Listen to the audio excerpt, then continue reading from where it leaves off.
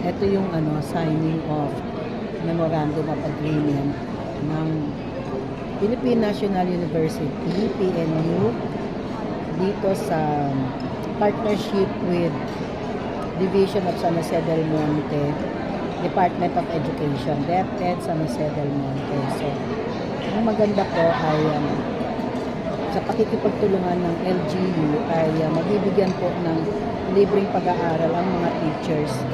So kasi nga, ang nagiging nangyayari po, nakakapagturo ang isang teacher na hindi naman niya subject area, na hindi naman po niya specialty. For example, major in English, nagtuturo ng MAPE. So meron tayong training na in-offer para sa